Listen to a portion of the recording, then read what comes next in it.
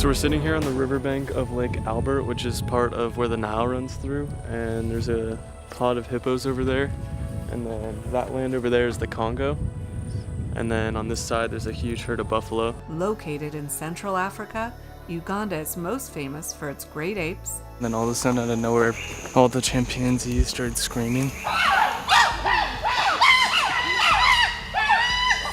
But the country has much more to offer tourists than just monkeying around. There's its other wildlife viewing. We've been on safari here for about 20 minutes and we've already seen elephants, lions, giraffes, buffalo, hippos. The history and culture in Kampala. We're on top of the minaret of the second largest mosque in Africa.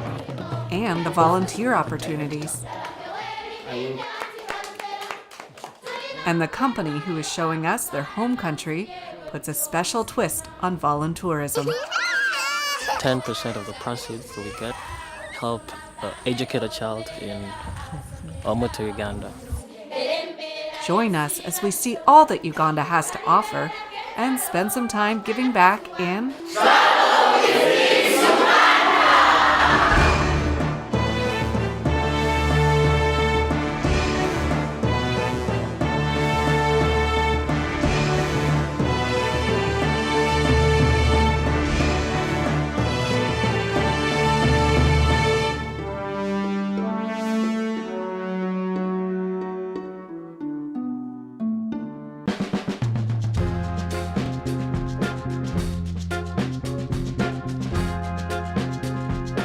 We fly into the international airport at Entebbe, where we're met by Moses and Kenny from Kisa Safaris, who take us to lunch on Uganda's largest attraction, literally, Lake Victoria.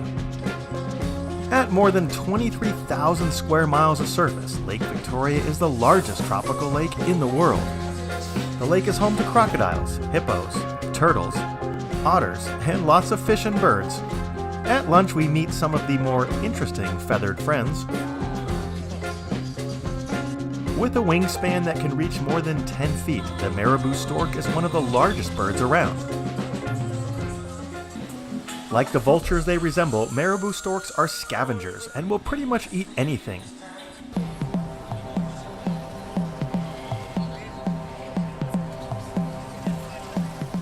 Down the coast is the capital city of Kampala, a city of more than 2 million people.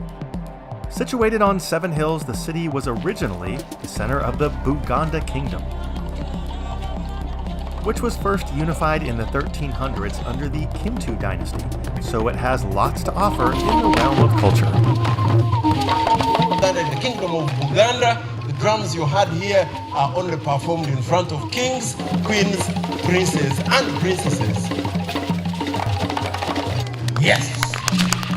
And history with the Kasubi tombs, the resting place of the 4 kings of Buganda.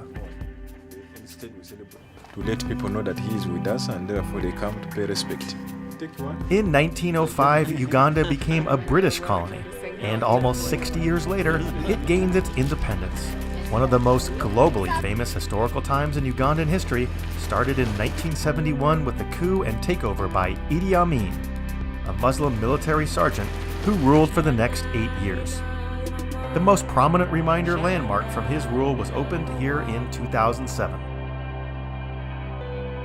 So we're going into the Gaddafi Mosque, and apparently has a really nice view of the city and it's a beautiful structure, but in order to go in I have to dress traditionally, cover my shoulders and my head and wear a skirt.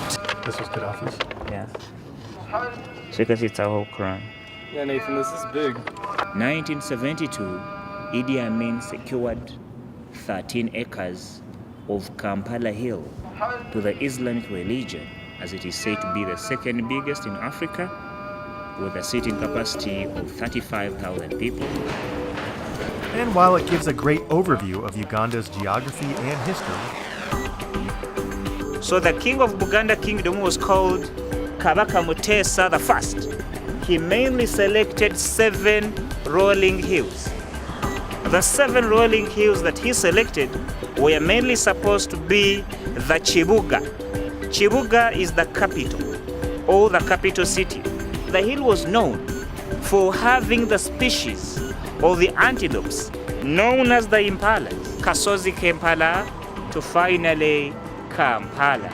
So the word Kampala, it simply stands for the hill of impalas.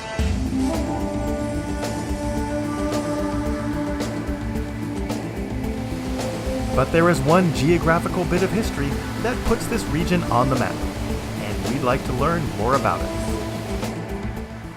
This is the land of British explorer legends like Sir Henry Morton Stanley and Dr. David Livingstone. But it was John Speke who, while on an expedition for Sir Richard Francis Burton in 1858, was the first European explorer to lay eyes on this lake. Due to its vast size and position, he believed it to be the source of the Nile and named it for Queen Victoria of England. And so it was confirmed, the source of the world's longest river. Today you can visit the very place where the waters of Lake Victoria depart for their journey north to the Mediterranean. And they say way back before the construction of the dams, they were like fountain. You could see water shooting up. Yeah, but then after the damming, the water level risen, and we're just only seeing symbols. The river, it is the only river in Africa that flows northwards. Just because North Africa, it is on a lower altitude. It is like a slope. We're taking a boat to that island, and it's like one guy with one wooden paddle, and there's a waterfall right there.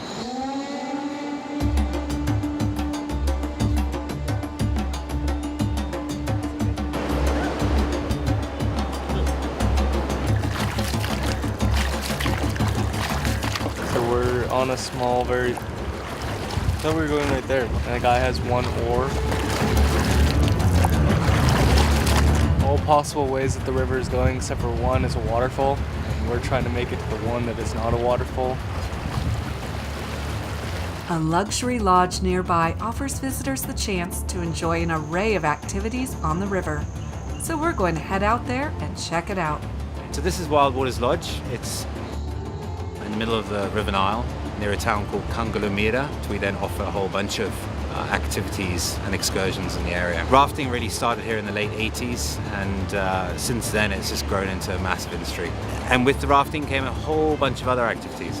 So suddenly we've got kayaking on the river, we've got stand-up boarding, we've got jet boating, we have kayaking, canoeing, fishing, and tubing, which is kind of a fun way for people to get down on the river on the safer sections or grade 3 parts. And while we don't have time for a day of rafting, the kids do get a chance to fish on the Nile River and have lots of fun. But Mark reminds us that Uganda is about more than just adventure activities. Probably the most amazing country because of the amount of different tribes that you go through, the kingdoms, and then the people themselves are just unique. They're the most hospitable people I've known. They're social, they're very courteous. You'll find them wanting to talk to you everywhere you go and being very open. And it's a great place where you can interact with people. Social, caring, and open people I've met throughout Africa. And with that, you've then suddenly got this amazing environment where you've got diversity that you've not really got anywhere else in Africa. And since the school that Moses founded and runs is nearby, we plan on visiting for a few days for some volunteer time. So we head into rural Uganda, where we stay in a local apartment and get to know the neighbors. You ready? Whoa, whoa, whoa, whoa,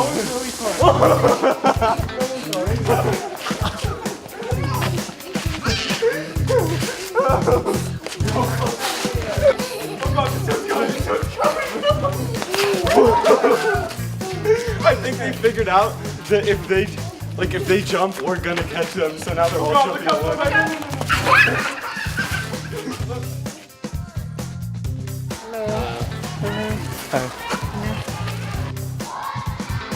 This is the Immerse School, a pre-K through junior high school with more than 600 students in rural Uganda. Moses, our tour guide, is also the founder and director of the school. I grew up in this village, and my parents died when I was 14 years. And while I was here, I used to travel very long distance to go to school. So I was like, when I grow up, I'm going to make sure that I do a school in my community so that kids in this community can also have an opportunity quality education. I have this opportunity to do this. Now I can speak English, I can travel the world. There are other kids here who don't have the same opportunity. So that's why I was like, by doing tourism and bringing people, we can do this to give that opportunity to those other kids who don't have that same opportunity. Your coming, your tourism supports us. You're most welcome. And then the headmistress takes us to a classroom to meet some of the students. I am 17 years old and I live in a very hot desert. Going into grade 10 and I'm also from the United States. And the students are amazed at how far along the kids are in school at such a young age. Apparently, in rural Uganda, being in high school at 17 years old is not the normal track. But most school is trying to change that. He's in senior 6. He's in what? But remember, he's 17. Remember, he's 17. Whereby you have some of you who are 17 and you And the students here have lots of questions for our kids. Inspired you to come in Uganda? So we travel and we film it and we show other people so different cultures and people can understand each other. Which planet are you? Which planet are you? The Earth. He's on Earth. Continent.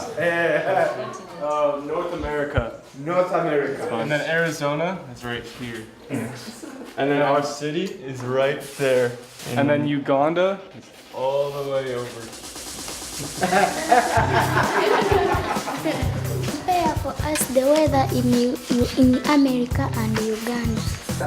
And America. The weather?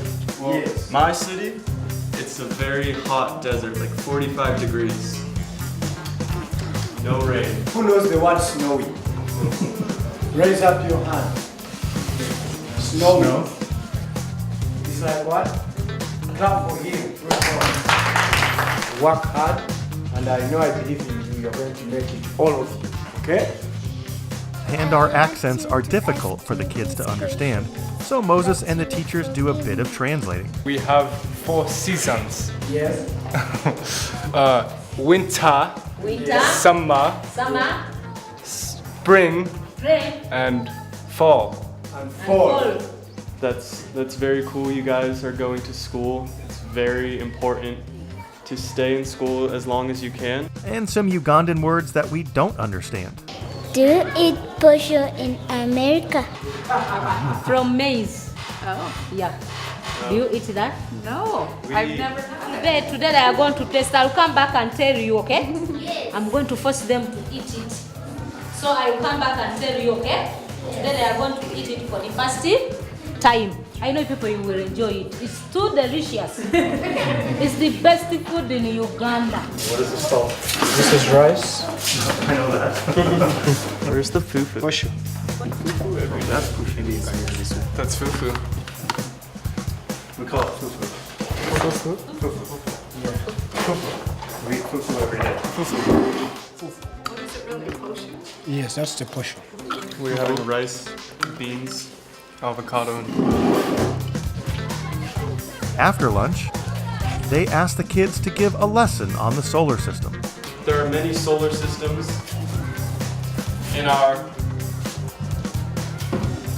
galaxy. The sun is a star. A star. Star. Yes. The sun is a star. And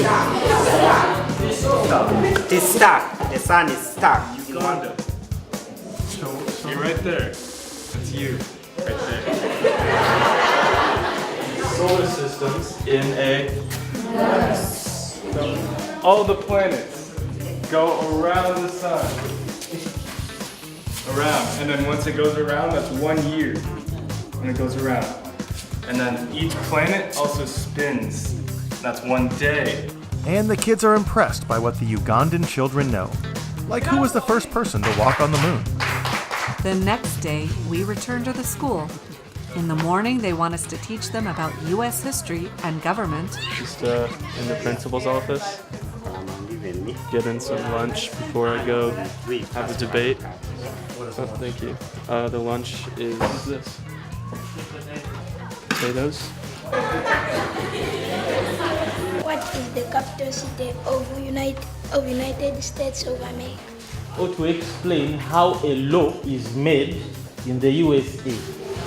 It takes many months for us to make a law. It starts from the Congress to the White House.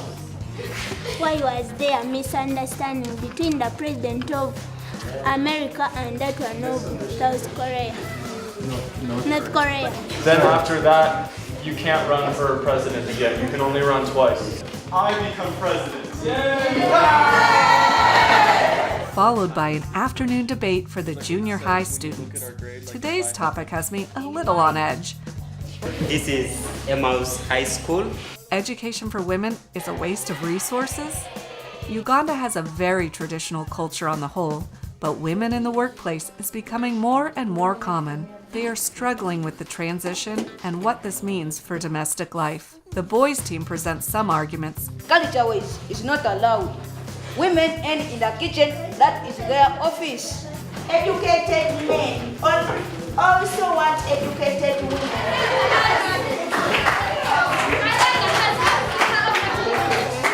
It seems we are not understanding it. This is where these women have equal rights with the men, which in culture-wise is not allowed. Being secretaries in offices. Long ago you wouldn't. All the students show a fine understanding of debate procedures and knowledge of how to present an argument. They asked Nathan and Seamus to weigh in on the subject. More than half the population of school dropouts are men. Women are the ones that are staying in school in America. My third point, girls that go to school get great jobs. School leads to jobs, which leads to money. Which is met with much rejoicing from their team. After the debate, which is called In Favor of the Girls, it's time to get traditional with some tribal dancing.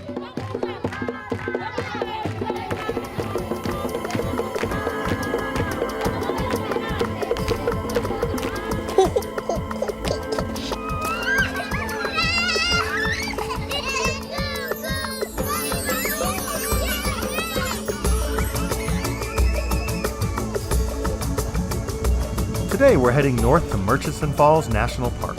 The roads here are a bit different than that at home, with vendors swarming the cars selling everything from snacks to mosquito nets, which makes the ride entertaining and filling.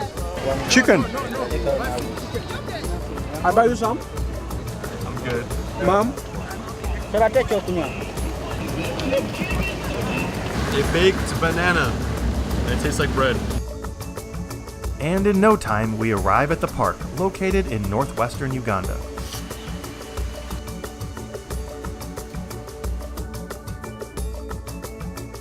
So we're sitting here on the riverbank of Lake Albert, which is part of where the Nile runs through, and there's a pod of hippos over there, and then that land over there is the Congo, and then on this side there's a huge herd of buffalo. It almost looks like the Great Migration. This area is home to many species of wildlife. We see plenty of animals which live in the wild, like lions, buffaloes, giraffes, hippos, waterbacks. We're staying in the adjacent Budongo Forest, East Africa's largest mahogany forest. Just made it to Murchison National Park and we're staying at Budongo Eco Lodge and we're about to check in. Butterflies everywhere. Where simple bungalows have attached baths and screened-in windows, letting in the sounds of the rainforest all around you. The staff here is very friendly, and the natural surrounds are incredible. With slow cell phone service, the boys even get back to the basics, making a dam in the water runoff and playing on walkie-talkies. But there are some famous residents here that draw their attention a bit further afield. Uganda's most famous tourist draw is their grade 8 populations. And here in Budongo, the chimpanzees are king. So we're heading off on a trek to find chimpanzees. They're prevalent in this part of the rainforest. We're in Budongo rainforest, and we're hoping to see them. But right off the road, we've already spotted some monkeys. So let's go find them. The lush green vines hanging from tall trees reminds us of a rainforest we have visited before. It's giving me flashbacks. Getting chased through the rainforest by a giant angry orangutan. But the guide reminds us where we are and what we're looking for. So welcome to Budongo Forest. And tells us about the chimpanzees that live around here. And chimpanzees live in communities. We have about 12 communities in Budongo Forest. Out of the 12 communities, only 2 are habituated. They're used to people. They live in hierarchy of an alpha male, high-ranking males, middle-ranking, and low-ranking. And their behavior. They hit these roots, buttress roots. So since chimpanzees are 5 times stronger than human beings, when they hit this, it is really very loud. Got back on her walkie-talkie. And while we encounter a lot of signs of animal life, found out Porcupine paw. like it 3 takes miles. some time to find the chimps, as they are wild animals.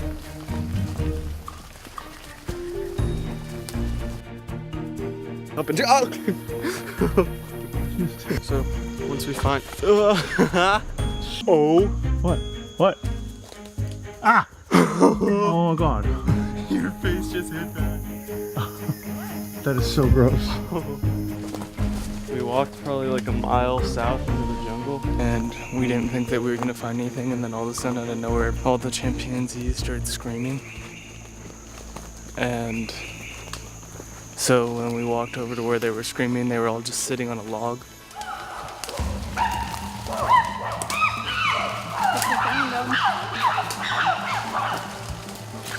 We run. One by one to here. There's another one down there. There are more than 6 here, but others are the other side of the log, and then others are up in the trees. You can see two small ones here.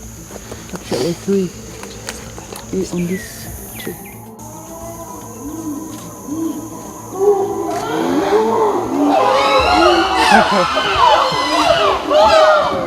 A small group of chimpanzees sits on the ground just down a fallen tree from us, and Nathan is amazed how human-like they are. After all, this endangered ape shares 98% of our genetic blueprint. They're like actually standing up and walking on 2 legs. In fact, so much that we have to keep a little distance for fear of sharing germs.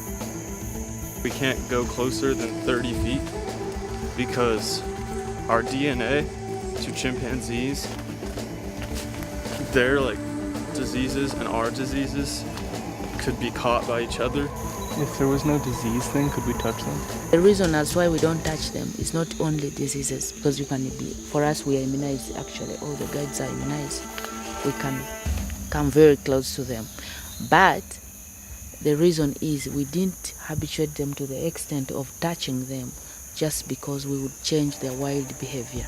They sometimes walk with us to the visitor center and they would like to stay there, take tea, take porridge, eat bread, eat bananas, and they would refuse coming back to the forest. Of course, they have some unique features to help them navigate the place they spend so much of their time. The trees. Their feet look like our hands. Chimpanzees are known to be smart. They use tools to get termites out of nests and rocks to smash open nuts and fruit. They eat their fruit and then they just leave it here. But then bugs come and eat it, so there's 2 inside of that. I should move it so you can see it. We're eating the wild jackfruit. That's why the lips are red. And for their social hierarchy. And then in the wild, in rare cases, they can reach 65. Yeah. So they live in hierarchy of an alpha male, high-ranking males, middle-ranking and low-ranking. Alpha female, high-ranking females, middle-ranking and low-ranking. Females can shift from one community to another, but males do not shift. Only that when they become more than 180, some few individuals like 10 or 15 can break off and form a new community. They have complex social behavior shown in their grooming. First ask for permission to touch on him. He just can't touch on him before he accepts. Yeah. So he first told him and then started grooming him. There's 4 chimpanzees right here. And how they communicate with each other. We're completely surrounded. There's 4 chimpanzees right here, like picking ticks off each other. You've heard how showing that I've got it. So after they get the tick, they have to eat it so that doesn't stick on them again. So weird. Interesting, they have so many different sounds.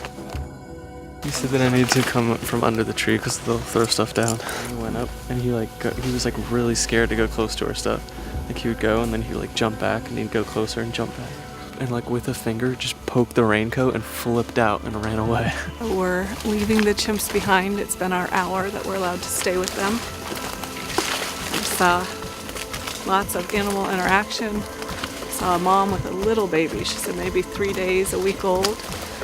We saw a couple little arguments amongst them, some chimps grooming each other. It was very cool.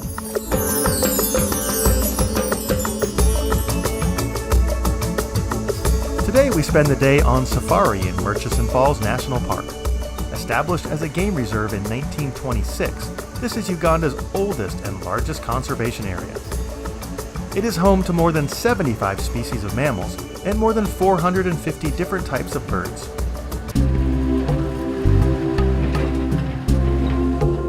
After crossing the river by ferry, we receive quite a greeting.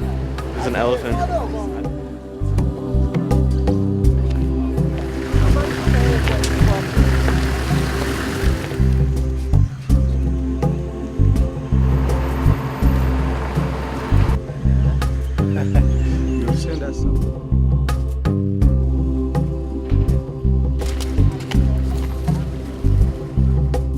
We pick up a local park ranger at the entrance, and after our giant friend, bird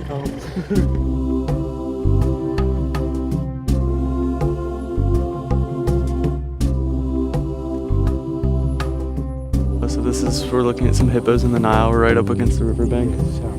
Over there is the Congo, and there's a herd of buffalo over there.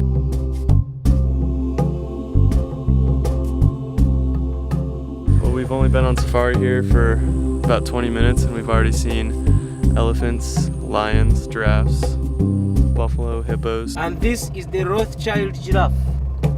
And the males, once they grow older, they are kicked out by the strong males. And we take this family to be a family of the bachelors. My brother is taking over from me. He's taking us back for lunch. I'm driving through a herd of buffalo. It's charging us. Yeah, they all look like they're about to charge us. They're charging us. A buffalo charged a car. Is there wild dogs in the park? No, we have no wild dogs. Hyena? We have hyenas. Wild dogs in America? We have coyotes and like tame dogs. Coyotes, so it's like a wild dog. You like it when it's just like the fish out of the ocean on the stove on your plate? Baboon got into someone's food.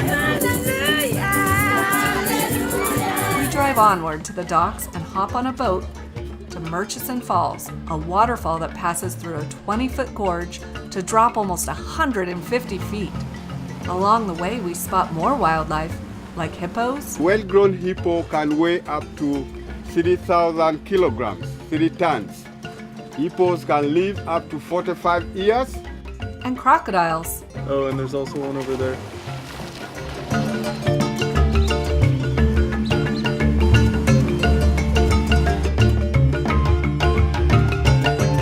On the way back from the falls, as I look over the lush green hills, I think about our time here in Uganda, the history of kings and the British explorers, and their epic discoveries for the Western world, the incredible animal life in the forest and on the savannah, and most of all, the warm, welcoming people of Uganda. And I can't wait to come back again and share more family time in this amazing country.